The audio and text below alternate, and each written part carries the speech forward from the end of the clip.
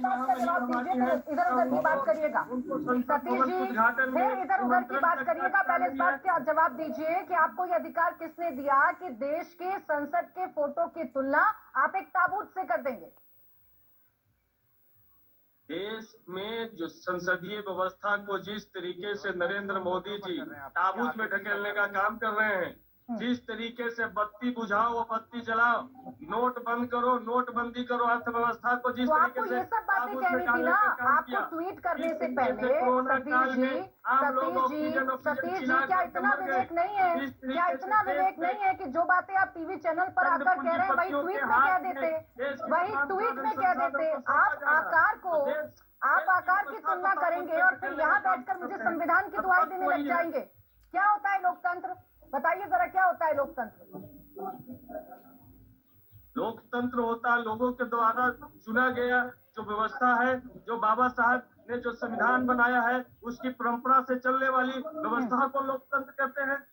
क्या इसी लोकतंत्र में आपको ये अधिकार मिल रहा है ना कि आप जो चाह रहे हैं वो आप कर पा रहे हैं, आप जो चाह रहे हैं वो कर पा रहे हैं। आप तो देश की संसद का अपमान कर रहे हैं। और कितना लोकतंत्र चाहिए आपको? आप तो देश की संसद की तुलना ताबूत से कर दे रहे हैं। और कितना लोकतंत्र चाहिए आपको? नई संसद के उद्घाटन के मौके पर संविधान की प्रस्तावना पढ़ी गई, नहीं पढ़ी गई संविधान की तो प्रस्तावना। ताबूत से तुलना कर देंगे, तो ताबूत से तुलना कर देंगे। जो लोग ताबूत में डालते हैं उनसे सवाल पूछिए कि किस तरीके से देश के संसदीय परंपरा को, संविधान को ताबूत में डालने का काम कर रहे हैं। अरे कैसे डाल दिया ताबूत में, ये तो बता दीजिए सतीश जी। आप दो तीन बातें सिर्फ रटी रटाई बोल रहे हैं, आप नहीं बता पा रहे कि ताबूत में कैसे डाल दिया। फिर मैं पूछ लेती हूँ, शहजाद यहाँ पर हैं, जवाब देंगे आपकी बातों का। बताइए, कल बताएंगे। बताइए सतीश जी, इंतजार कर रहे हैं मेरे बाकी मेहमान भी। हम तो बता तो रहे हैं कि जिस तरीके से दिल्ली सरकार के लिए 5 जजों का आदेश आता है सुप्रीम कोर्ट से और उसको रात भर में पलटी कर दिया जाता है, ये क्या किस ओर देश जा रहा है? मुझे लगता है सतीश कुमार दास जी, आपको भी थोड़ा सा विचार कर लेना चाहिए। आपको भी थोड़ा सा विचार कर लेना चाहिए कि आप जिस ट्वीट को डिफेंड करने के लिए बैठे हैं, दरअसल वो ट्वीट आपके लिए सबसे ज्यादा मुश्किलें खड़ी कर सकता है, आपकी पार्टी के लिए गलत संदेश आ सकता है। अब एक सेकंड रुक जाइए शहजाद जी, आपने संविधान को ताबूत में डाल दिया है, इसलिए मजबूर हो गई आरजेडी ऐसा ट्वीट करने के लिए। रुक जाइए अब एक सेकंड सतीश जी, अब मेरे को जवाब आने दीजिए सर, बोलिए। सबसे पहले तो आपके सभी दर्शकों को वीर सावरकर जी की जन्म जयंती पर और इस ऐतिहासिक क्षण जो हमारी लोकतांत्रिक जीवनी में बहुत महत्वपूर्ण है उसके लिए शुभकामनाएं। अब मैं आता हूं एक एक करके। आज संयोग से आरजेडी है हमारे साथ। आरजेडी के प्रथम संयोजक की बेटी का नाम मीसा है। Maintenance of internal security act, एक लौता समय जब ताबूत में कर दिया गया था संविधान और पार्लियामेंट को, वो इमरजेंसी का कालखंड था और ये वही संसद भवन है जिसको ताला लगा दिया गया था। उस पर आपत्ति नहीं थी। दरअसल इनकी आपत्ति की उत्पत्ति इनकी प्रवृत्ति है। देखिए आज ताबूत किस विषय पर कहा जा रहा है। एक हमारे लोकतंत्र के जीवित स्तंभ को एक ऐसे कक्ष के साथ जोड़ा जा रहा है जहां पर मृत लोगों को डाला जाता है। ये मानसिकता इस प्रकार की कि मोदी से घृणा करते करते आज इन्होंने भारत के सांस्कृतिक चिन्हों का भी, क्योंकि त्रिकोण का या त्रिभुज का भारतीय संस्कृति में बहुत बड़ा महत्व होता है। और पहले तो आरजेडी के लोगों को बता दूं कि वो ताबूत षटकोण है, ये त्रिकोण है, पर चलो वो विषय नहीं है। विषय ये है कि अब उन्होंने कहा कि देखिए संसदीय परंपराओं का भंग हो रहा है। 15 अगस्त का दिन सबसे महत्वपूर्ण है प्राची जी हमारे देश के लिए। 15 अगस्त को राष्ट्रपति को न्योता होता है, 26 जनवरी को होता है, क्योंकि वो संविधानिक परंपरा और संविधानिक प्रक्रिया है। सार्वजनिक समारोह जो सुप्रीम कोर्ट ने भी कल समझाया वो अलग होता है। उसमें प्रधानमंत्री को स्पीकर ने न्योता दिया, वो गए, वहां पर आप बाकी लोगों को भी न्योता था, वो नहीं गए, वो उनका चयन है। पर 2-3 सवाल मैं पूछना चाहता हूं। आज जो लोग बात करते हैं कि देखिए राष्ट्रपति का बहुत बड़ा अपमान कर दिया गया, तो क्या प्रधानमंत्री को जब बुलाया जाता है 15 अगस्त को, राष्ट्रपति को नहीं, तो क्या वो अपमान है? पहला सवाल। दूसरा, अगर इसको ताबूत से जोड़ा जाता है तो आरजेडी से स्पष्ट सवाल है कि कल आपका कोई सांसद 24 में जीतेगा, उसका जनता ने बहिष्कार नहीं किया, तो क्या आप ताबूत में बैठेंगे? तीसरा, जेडीयू के प्रवक्ता है ललन सिंह का ऑफिशियल बयान है, सोचिए, आप बहिष्कार कीजिए, हरिवंश राय जी तो वहां पर थे, आप बहिष्कार करते रहिए, आपका वो अलंकार और आविष्कार है। ललन सिंह कहते हैं कि हम इस नए संसद भवन को किसी और काम में लगाएंगे। क्या कांग्रेस ऐसे वक्तव्य से एग्री करती है? और चौथा, उन्होंने कहा, आरजेडी के भैया ने कहा कि देखिए ऐसा है कि वो पार्लियामेंट में सुप्रीम कोर्ट का ऑर्डर जो है पलट लिया गया आम आदमी पार्टी के विषय में और ऑर्डिनेंस लाया गया। कांग्रेस का अधिकृत स्टैंड क्या है उस विषय पर, ऑर्डिनेंस के विषय पर? उन्होंने तो आम आदमी पार्टी को समर्थन नहीं दिया।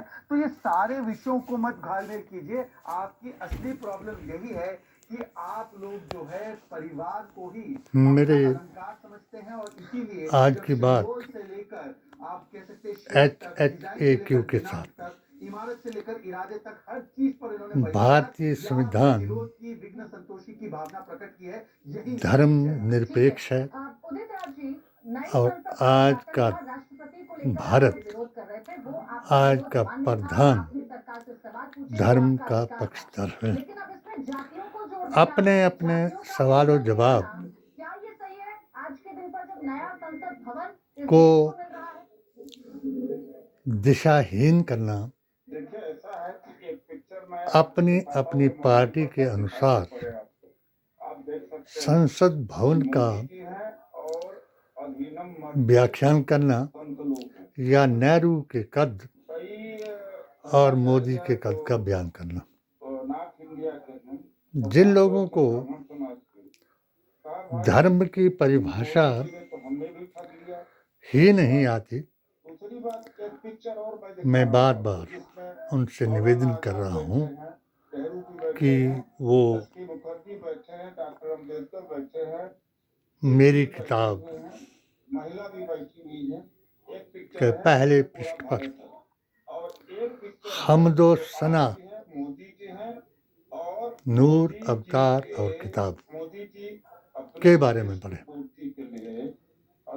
धर्म कुछ संतों के साथ खड़े हुए ये दोनों पिक्चर आज भारत यहाँ पहुँच गया। किसी आस्था और अकीदे से पहचाना जाता है मुस्लिम, सिख, और कर्म महिला, कृत्य से पहचाना जाता है। सभी के आज के भारत पे हो गया। धर्म का अर्थ एक ही है, काटना सांप का धर्म है और बचाना साधु का धर्म है। हमदो सना से मुराद कि सनातन और इस्लाम की परिभाषा या लफ्जी मायना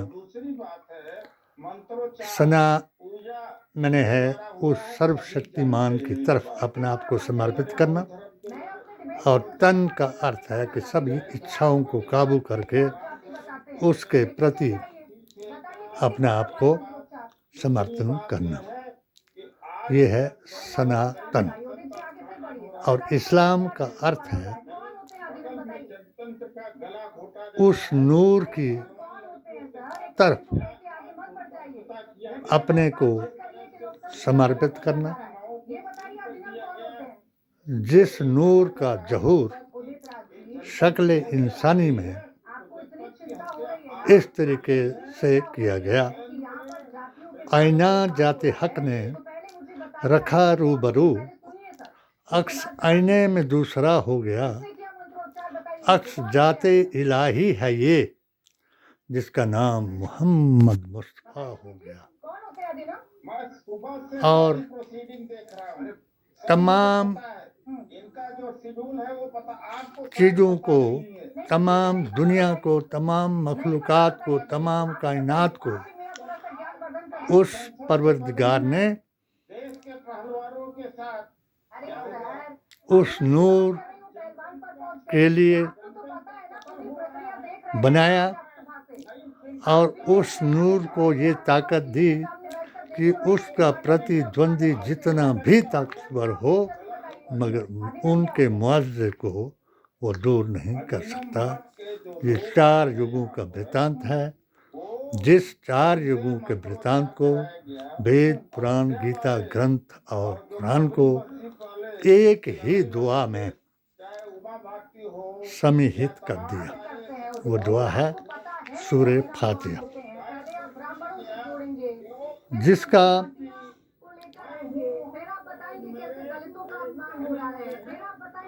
तर्जमा 7 आयतों का यूँ है: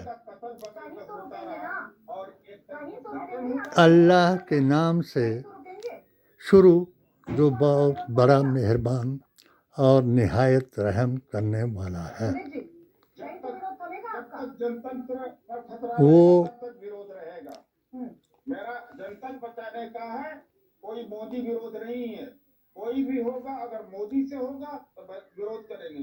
हमारा मकसद जनता बचाना है। वो पता चल गया आपका मकसद क्या है। सब तारीफें उसके लिए हैं। कर रहे हैं और आपकी वो तमाम कायनात का परवरदिगार है। आपको शायद पता नहीं कि आप सर वो मेहरबान, प्रार्थना हुई है, उन धन गुरुओं ने अपने निहायत रहम करने वाला, छोटी छोटी चीजों पर नोटिस करते हैं, ये भी देख लेते हैं। इंसाफ के दिन का हाकिम है। ठीक है उदय जी। ऐ परवरदिगार, हम तेरी ही इबादत करते हैं आपका सहयोगी और तुझी से मदद मांगते हैं। आप कलंक बता रहे हैं, बैठेंगे नहीं, हमको कह रहे हैं। सीधे रास्ते पर चला, उस रास्ते पर जिस पर उनके रास्ते पर जिन पर तू अपना रहमो करम करता है, ना कि उनके रास्ते पर जिन पर तू गुस्से होता है। ये सूरा फातिहा की 7 आयतें हैं और सभी ग्रंथों और इन्हीं के जरिए उस परवरदिगार को पहुँचाने से। आज का जो संसद भवन का वो देश के पहले नागरिक के रूप में पहचाने जाते हैं। वो रखा गया, चाहे रामनाथ कोविंद जी हो या फिर द्रौपदी मुर्मू जी हो, उनको अपना उम्मीदवार बनाया। जिसको उस वक्त ये लोग उनकी जाति और कैटेगरी बताते नहीं, राजदंड दिखाने की कोशिश करते थे। कहा गया, अति पिछड़े समाज पर, दलित समाज पर तो और एसटी कम्युनिटी जिनको जो इस राज के दंड को भुगत रहे हैं, संसद कोई ईंट पत्थर सीमेंट और वो ये प्रार्थना कर रहे हैं देश के करोड़ों लोगों की भावनाओं कि जिन पर तू गुस्से होता है, जनता से जुड़ा काम होना चाहिए। क्यों कि वो अपनी मखलूकात को दंड दे रहे हैं। ये वही प्रकरण दोहराया जाता है गया है जिसको औरंगजेब ने इस्लाम के नाम पर आरंभ किया था, जिसने मंदिरों को तोड़ा होगा और जिसने घूंघटों को उठाया होगा। बाकियों की बात मैं नहीं करता, जिसने अपने भाई को भी इसी वजह से मारा कि उसने दूसरे धर्म के मखलूकात की हिफाजत के लिए अपने बाप को औरंगजेब की शिकायत की। दीन इस्लाम जिसका मजाक 7वीं शताब्दी के बाद इस्लाम के नाम पर या इस्लामिक स्टेट के नाम पर किया जा रहा है, वो वली हिंद ने इस तरीके से जाहिर कर दिया था कि जिस वक्त जनेब तक जलाने की बात आई, हर एक आदमी को मुसलमान बनाने की बात आई, तो उस वक्त अल्लाह तबारक तआला के सर से जामा मस्जिद दिल्ली में एक वली को भेजकर इमाम की शक्ल में उसने जिस वक्त यही सूरा फातिहा आरंभ की, तो उसने अल्हम्दुलिल्लाहि रब्बिल आलमीन की जगह अल्हम्दुलिल्लाहि रब्बिल मुस्लिमीन कहा, तो उसके ऊपर फतवा दिया गया, उसने नहीं माना। दूसरा फतवा दिया गया, उसने नहीं माना। तीसरा फतवा दिया गया तो उसका सिर कलम कर दिया। सिर ला इलाहा इल्लल्लाह और बदन मोहम्मद रसूलुल्लाह करता रहा। यही आगे आकर के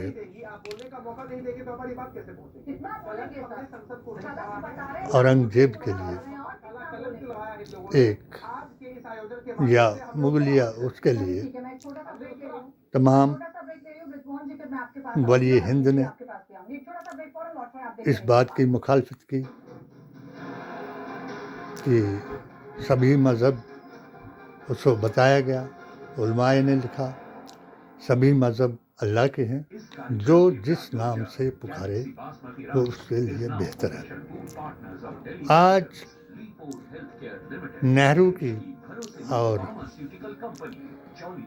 मोदी की तस्वीर लगा करके जो लोग गुस्से में हैं उनको भी ज्ञान नहीं, और जो उन पर गुस्सा कर रहे हैं कि प्रधानमंत्री की वो तौहीन कर रहे हैं, कद घटा रहे हैं, तो उनको भी ज्ञान नहीं। मैं इस बात को वाज़ेह कर दूं कि जिस वक्त यही निशान जवाहरलाल नेहरू को दिया होगा, तो हमने भी सुना है कि जब जवाहरलाल नेहरू जिंदाबाद के नारे लगे तो जवाहरलाल नेहरू ने लोगों को इनकार करते हुए कहा था कि हम आज़ाद हो गए हैं, भारत माता की जय बोलो, जवाहरलाल नेहरू जिंदाबाद बोलो। इनका कद इसलिए बढ़ गया कि जब उन्होंने संसद में प्रवेश किया तो नौ जातियां, धर्म या पंथ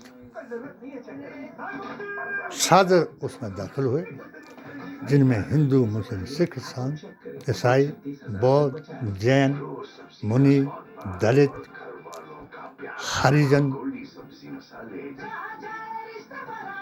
जाट, मराठा और ब्राह्मण, यानी 9। उस वक्त ही जवाहरलाल नेहरू का कद जो था, आज को जिस कद को एक ही धारा में बांधने के लिए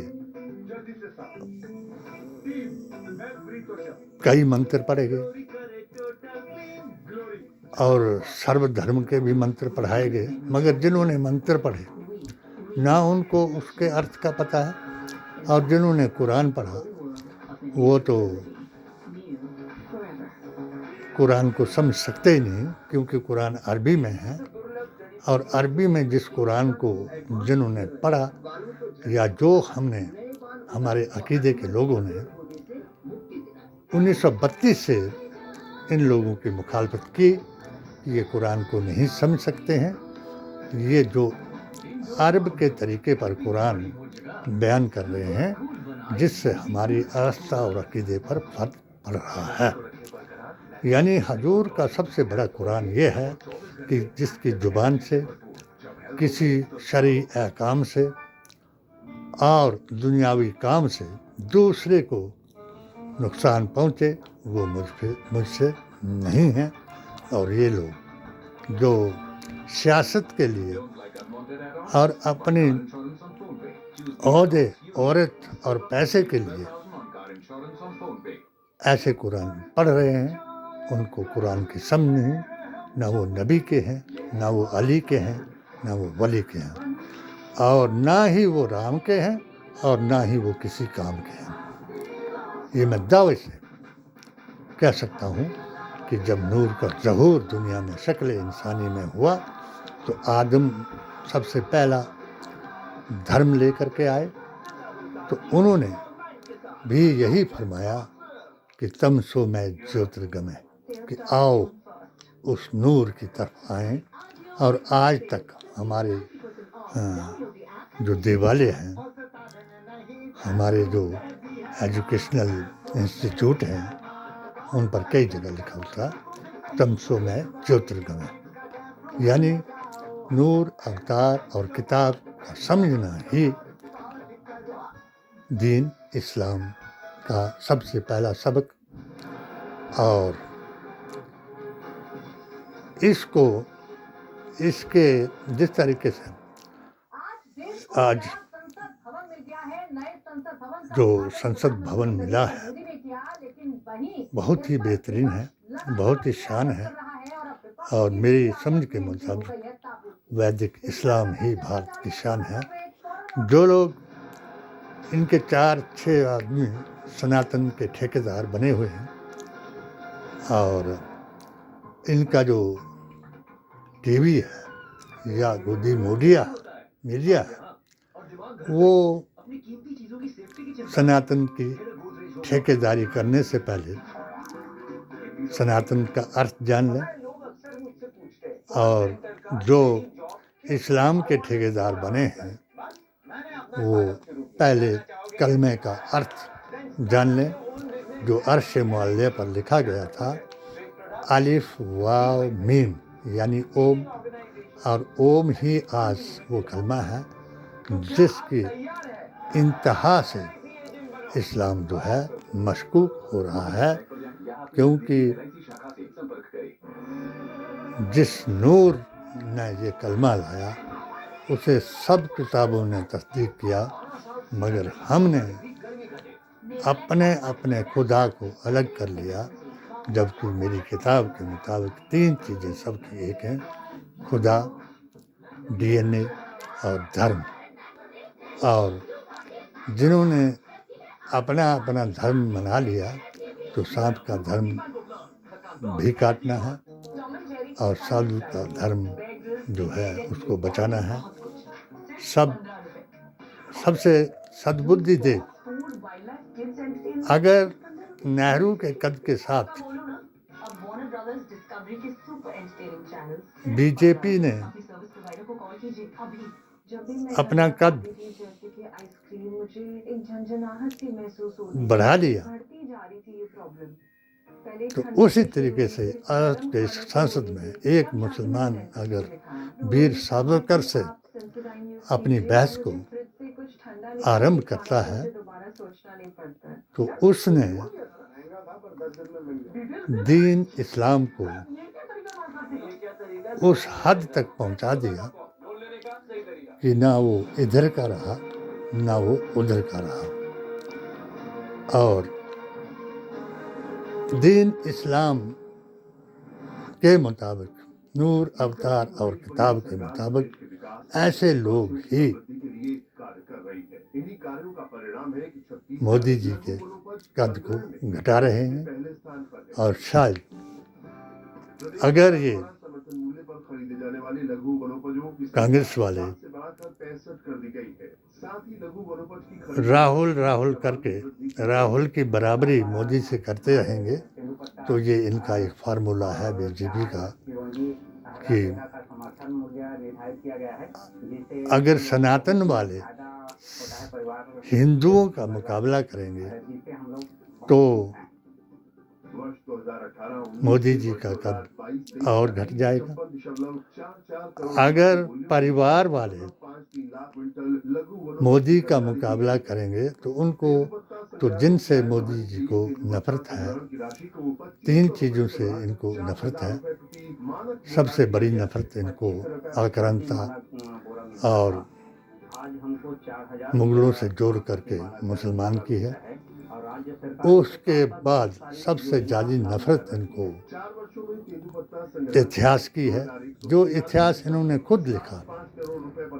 उस इतिहास से नफरत करते हैं। इनके इतिहासकार ने लिखा कि अकबर से बड़ा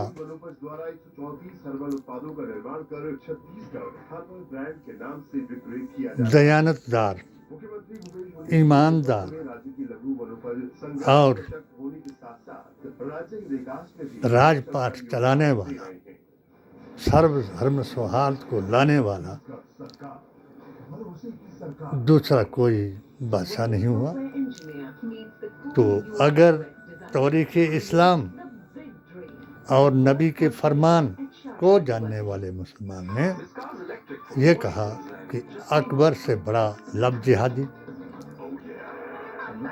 और बदअकीदा और धर्म को परिवर्तन करने वाला कोई नहीं था। और आज इनका इतिहास जिसको ये बदलना चाहते हैं वही इतिहास अज़मत औलिया की तरफ जा रहा है, जिस अज़मत औलिया की वजह से हम भारत में अपनी निशानियों को लेकर के, अपने इतिहास की निशानियों को लेकर के, अपने उनके हदीस और कुरान के मानने वालों की बातों को लेकर के अपने आप को जिंदा समझते हैं। और इंशाल्लाह नहीं भी रहेंगे तब भी तारीख़ जिंदा रहेगी। और